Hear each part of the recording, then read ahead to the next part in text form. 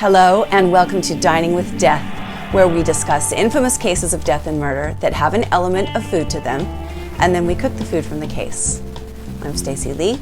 Let's begin. Joseph Gallo was born on April 7, 1929 in Red Hook, Brooklyn, New York. His parents were Umberto and Mary Gallo. Not much is known of his very early life.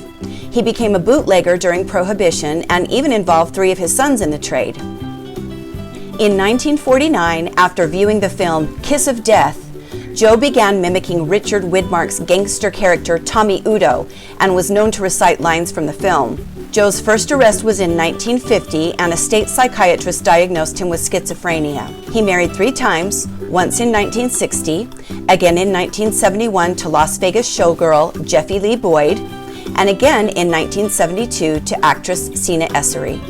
Joe soon became known as Crazy Joe Gallo and began a career with the Mafia as a hitman and enforcer for Joe Profaci in the Profaci family. He ran floating dice and high-stakes card games in the beginning out of an apartment on President Street in Brooklyn that was known as the Dormitory. Gallo allegedly kept a pet lion in the basement named Cleo. That is part of the reason he got the nickname Crazy Joe.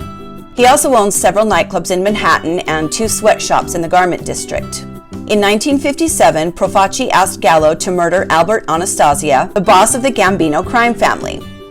Gallo and his crew fulfilled the order as Anastasia relaxed in a barber's chair at the Park Sheraton Hotel in Midtown Manhattan. The hitmen rushed in, shoved the barber out of the way, and killed Anastasia in a hail of bullets. The murder was never solved, but Carmine Pesico later claimed that he and Gallo had shot Anastasia, joking that he was part of Gallo's, quote, barbershop quintet.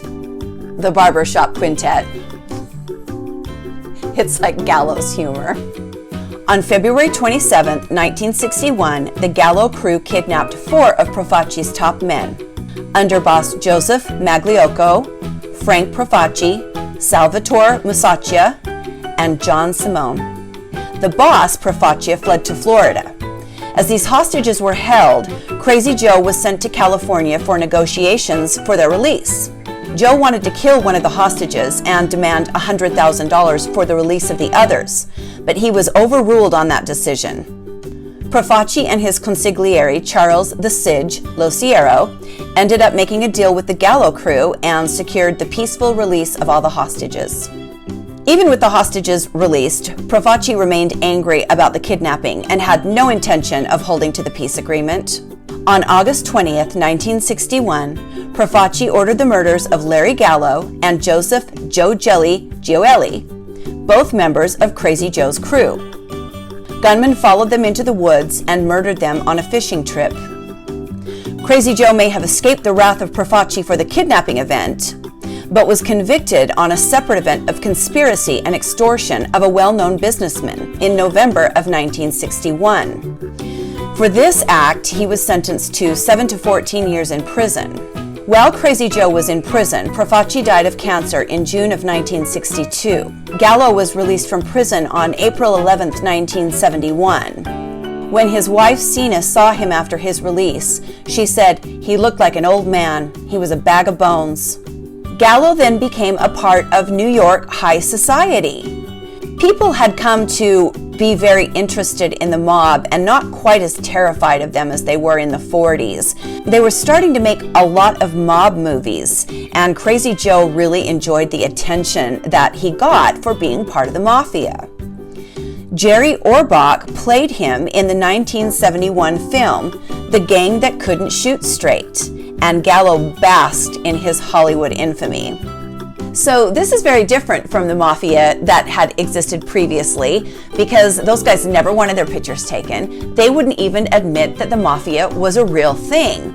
And now they're making movies about it, and the mobsters are kind of enjoying the attention. On June 28, 1971, Joseph Colombo was shot 3 times by Jerome A. Johnson, who was then killed by Colombo's bodyguards. Colombo survived the shooting but was paralyzed until his death in 1978. This shooting was blamed on Crazy Joe, even though police determined that Johnson was a lone gunman. The Colombo family remained convinced that Gallo ordered the murder and decided to seek revenge. On April 7, 1972, around 4:30 a.m., Gallo and his family entered Umberto's Clam house in Manhattan's Little Italy to celebrate his 43rd birthday with his sister, his wife Sina, her daughter Lisa, and his bodyguard, Pete the Greek. Earlier in the evening, the Gallo party had visited the Copacabana with actor Jerry Orbach and Orbach's wife Marta to see a performance by the comedian Don Rickles and singer Peter Lemongello. Crazy Joe had invited both Don Rickles and Peter Lemongello to join them at Umberto's, but both found an excuse to get out of the engagement, and those excuses ended up saving their lives. A Colombo associate, Joseph Luparelli, saw the Gallo party enter Umberto's. He left the restaurant and walked to a Colombo hangout 2 blocks away to let everyone there know that Gallo and his family were inside the restaurant. He then recruited Colombo associates Philip Gambino, Carmine DiBiase, known as Sonny Pinto, and 2 other men to kill Gallo based upon their belief that the Colombo family had a contract on Gallo's life. The men drove back to Umberto's and went inside through the back door. The Gallo party were between seafood courses when 4 gunmen walked into the dining room and opened fire with 32 and 38 caliber revolvers. Gallo shouted and cursed at the men and attempted to draw his handgun, but 20 shots were fired at him and he was hit in the back, elbow, and buttock. After overturning a butcher block, stumbling through the dining table, Gallo staggered to the front door. Witnesses claim he was attempting to draw fire away from his family. The mortally wounded Gallo then stumbled into the street and collapsed. He was taken into a police car to Beekman Downtown Hospital, where he was pronounced dead at 5:30 a.m. He was 43 years old. So Crazy Joe did not make it into his 70s like a lot of these other guys did. 43 that's really, really young. Gallo's funeral was held under police surveillance with his sister declaring, "The streets are gonna run red with blood, Joey." Crazy Joe Gallo has been memorialized in film and song. He is the main character in Bob Dylan's biographical 12-verse ballad, Joey, and he is portrayed by Sebastian Maniscalco in the 2019 Martin Scorsese film, The Irishman. I loved that film. I could take 10 more of those easily. Somebody get on that, will ya? Stay with me because right now we are going to cook food from Umberto's Clam House, where Crazy Joe Gallo ate his last meal right now as we go dining with death. We are ready to cook and we are going to make some delicious mussels in garlic and white wine. This is one of my favorite appetizers to order in a good seafood or Italian restaurant, and it just couldn't be easier. I've got a nice big shallot here. And a head of garlic. We're going to use 3 cloves of this and probably half of this large shallot.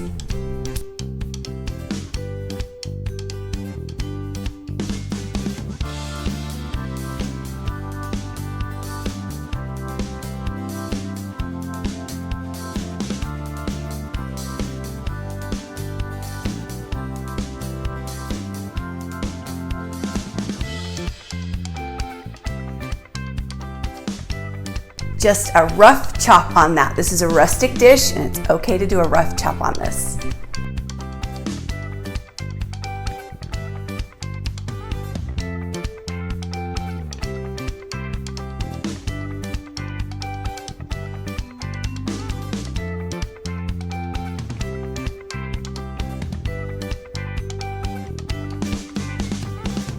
And there are our 3 cloves of minced garlic. And for garnish, I'm simply gonna wedge a lemon and we'll set all this aside. All right, I've got a beautiful loaf of artisan bread here, and I'm gonna slice that into kind of thick, rustic, hearty slices because that's what you're gonna use to sop up all this delicious juice.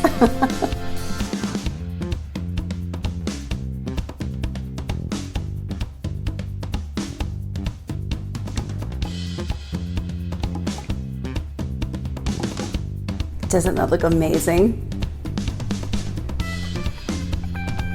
I'm going to drizzle just a little bit of olive oil.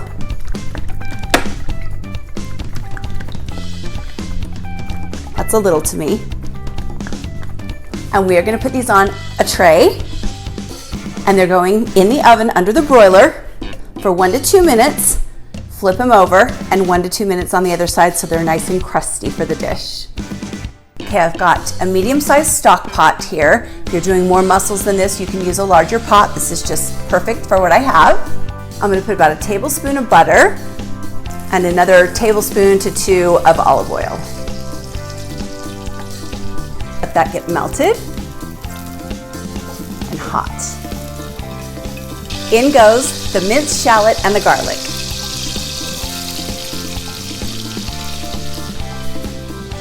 Well, that already smells amazing. Gonna add some kosher salt, a large pinch, and about maybe a quarter to a half a teaspoon of fresh black pepper. Like I said, this is such a simple dish, and it's such a classic, delicious dish. You can make this at home so easily. The garlic and the shallots are sweating and marrying their flavors and starting to toast up just a little.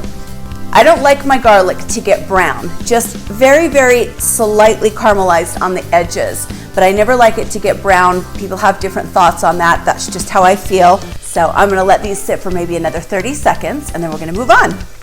I've got a bottle of Sauvignon Blanc here, and we're gonna use about a cup of that going in to the garlic, the oils, and the shallot.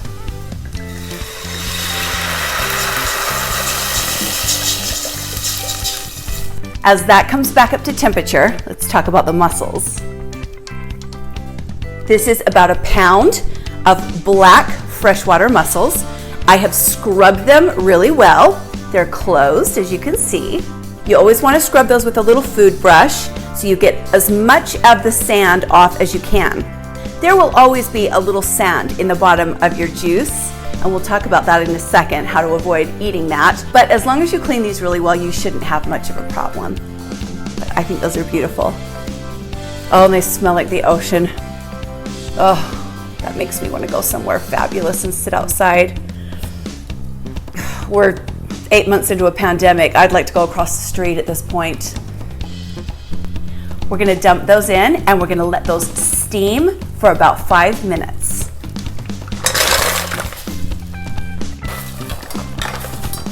While those steam, I've got a nice bunch of Italian flat leaf parsley here. Let's give that a rough chop.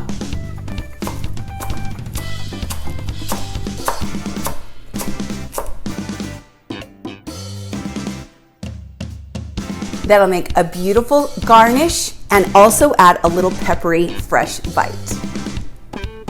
It has been 5 minutes. Let's take a look.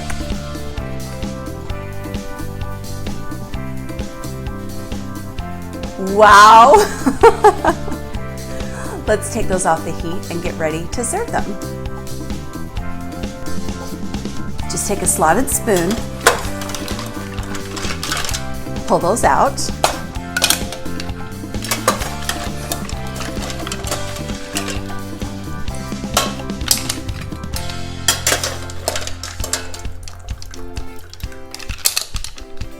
Any of those that do not open, you're going to throw them away.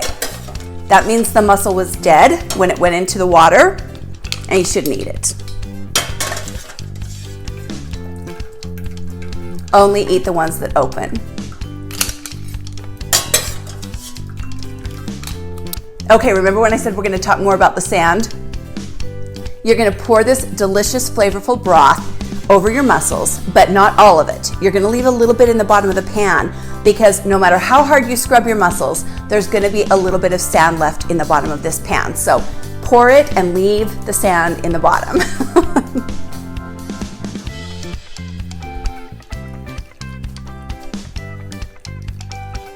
Yeah, I can see the little grit in there. It's not much. It smells so good. I'm going to garnish these with our fresh Italian flat leaf parsley. Let's add a couple of lemon wedges. Some people like lemon on their mussels. I do. And here's our gorgeous toasted bread out of the broiler. Let's put those down in there.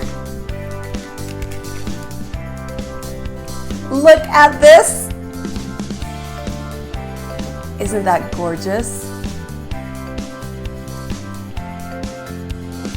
Okay, let's give this a taste.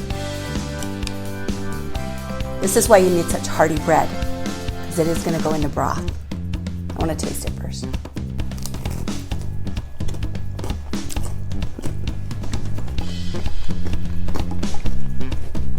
So good. The Italian parsley is so important in this dish, in my opinion.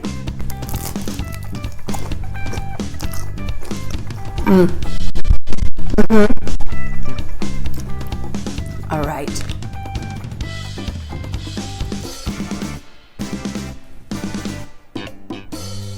Let's try these mussels.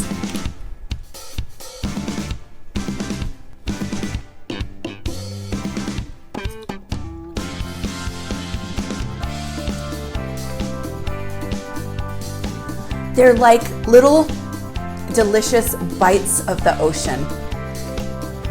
It's the best way I can describe them. Let's get that down in the broth.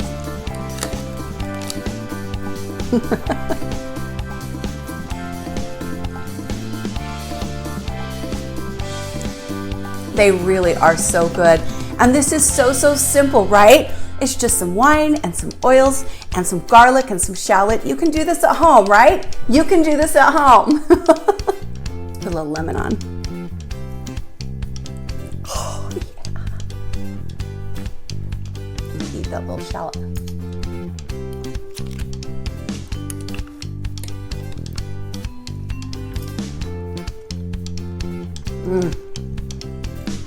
They're just salty enough. They're just garlicky enough. And that flat leaf parsley, I can't say enough about it. It really adds to the dish.